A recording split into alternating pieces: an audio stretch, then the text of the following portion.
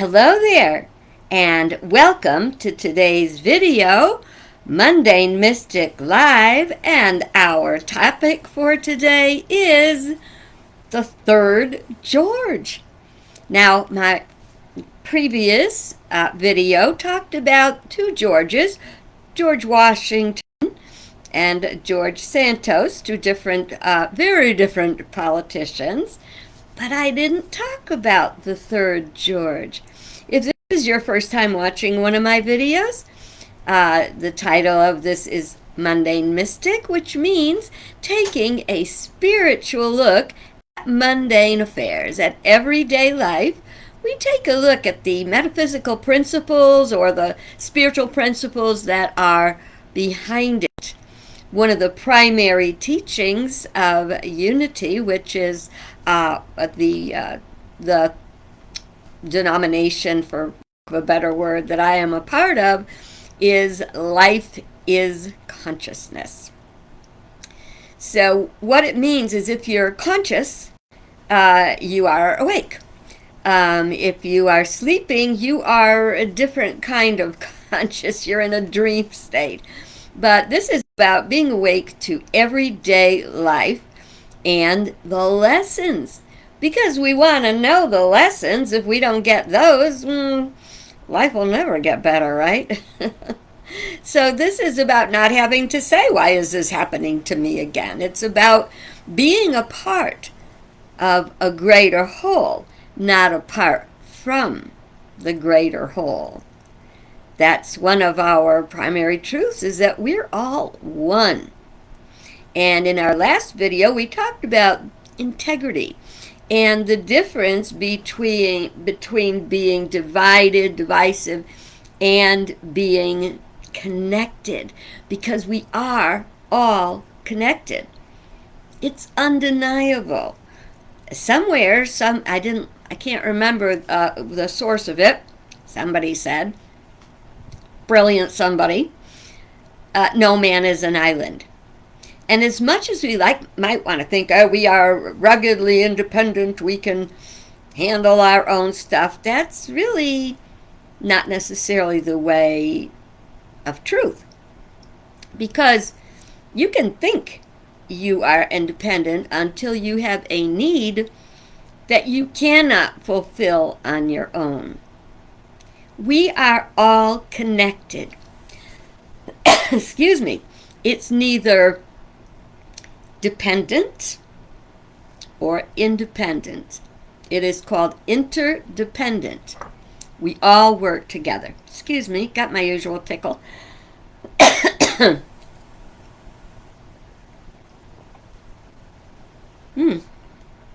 Yummy hibiscus tea.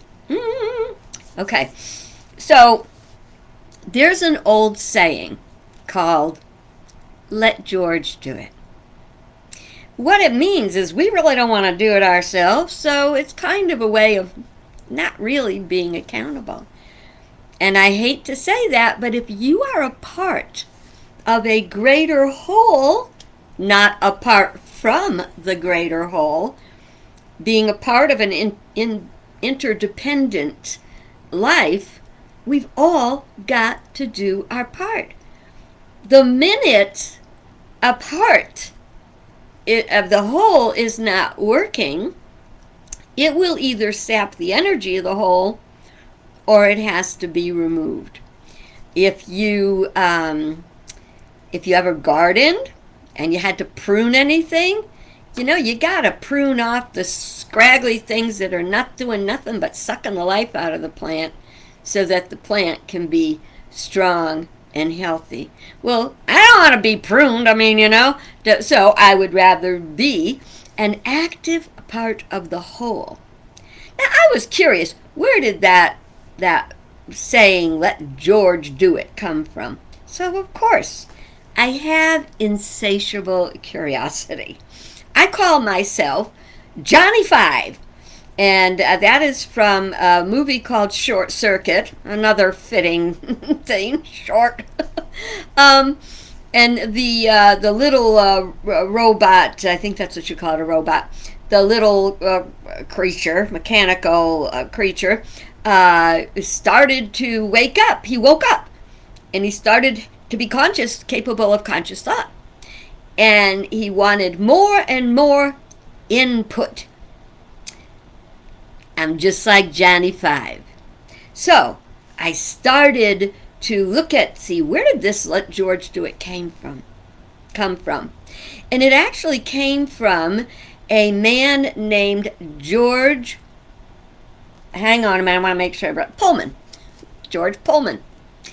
And he got a brilliant idea in 1795 when the slavery had ended, and there were trains going everywhere. So he started a company of, they were called Pullman servers. And what they did is they took care of the people in the sleeping cars. They did everything from lug their luggage around, to serve their food, even shine their shoes, make their bed, and basically be at the beck and call of the passengers. And especially in those days, they did not get a lot of respect. And sometimes the people were really rude to them and just kind of batched them all up and called them all George. Well, that didn't settle real well. I mean, here these guys would go on a train. They would have to be on the train for, of course, the length of the journey, and in many cases, they were not allowed to sleep. They'd have to be up for like 24 hours at a time because they had to be there if the people wanted them. And it was bad enough that they had to be there when the people wanted them, but the people were rude. It even was worse than that because George Pullman, who came up with this whole Pullman idea, this service, expected that the people would work for free, work for tips. So they didn't get paid. They just worked for tips. Well, about 1925, they'd had enough of that, and they formed a union. Let me see if I got the name of that. Let's see. Where did I write that down? It was the American Brotherhood of Sleeping Car Porters. That was 1925. So what has that got to do with being George? They were not necessarily working together for the good of the whole.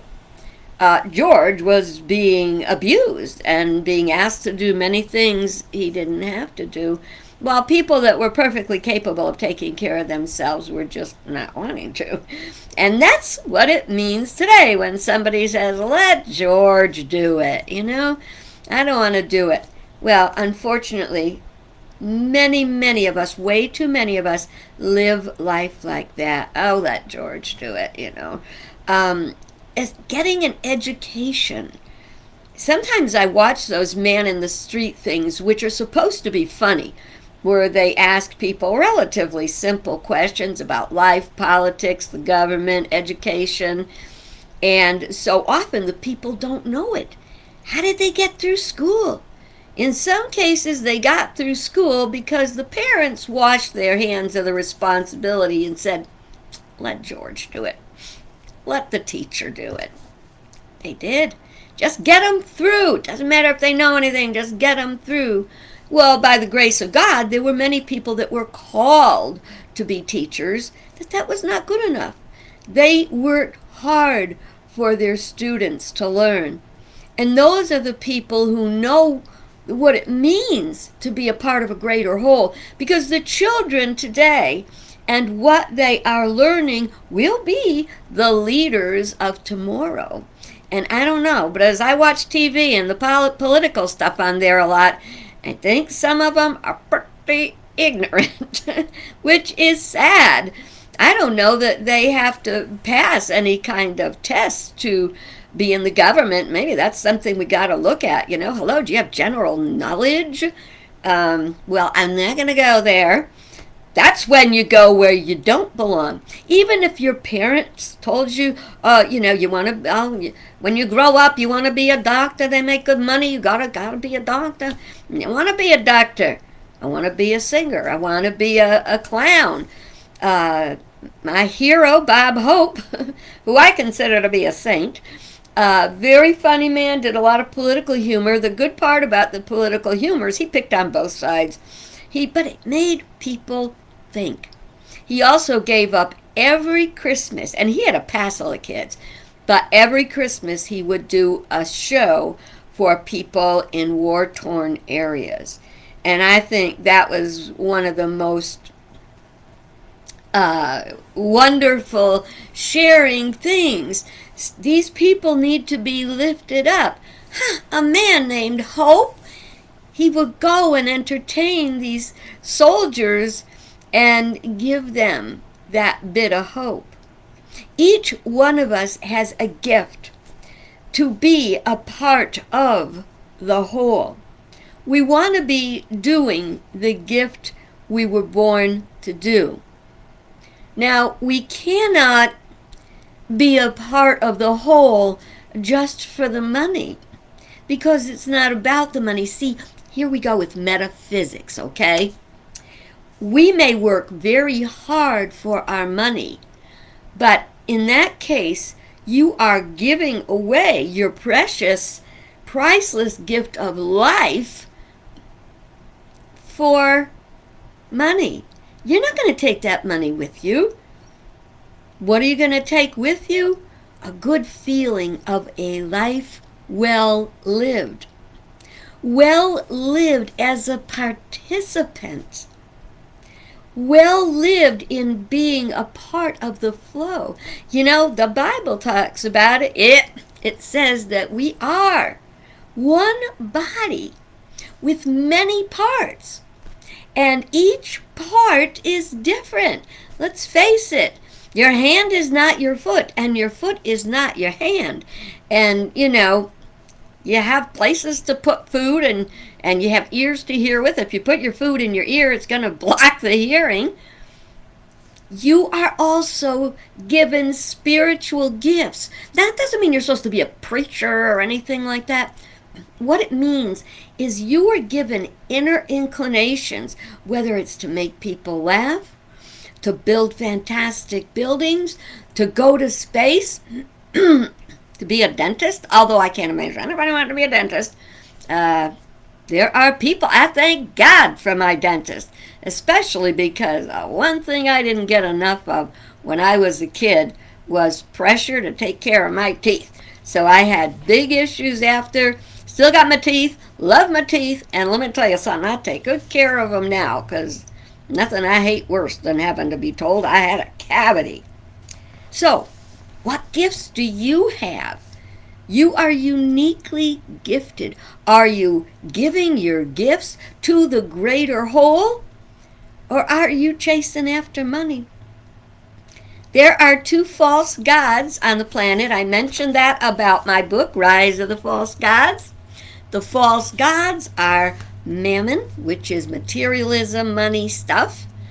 And the other false god is Baal, which is being very, very carnal, very earthly. Not earthy. Being earthly is a lot of fun. Being earthly means your focus is on your self-satisfaction in this life. Yes, you are an individual. You are amazing.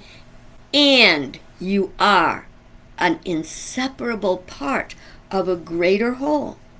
And if we want to save our planet, our country, our families, and our own lives, we have to learn that we are the third George.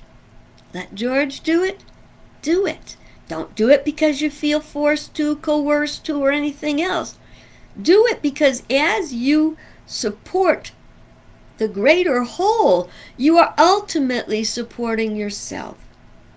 As you take care of people in need, see, you can do charity on this level on earth, but the higher The metaphysical is being a part of the flow. Every time you give, you participate in the flow of prosperity, which will come back to you. That's even your smile. If you go around with a grumpy puss all the time, reflecting a lousy attitude, you're going to find everyone around you's got a crummy attitude. But if you learn to live with a positive attitude and love the other parts of our greater whole, then you will find a lot more pleasant people around. So, George, I'm calling you out to do what is yours to do. Hope you have a great day, and we meet soon again.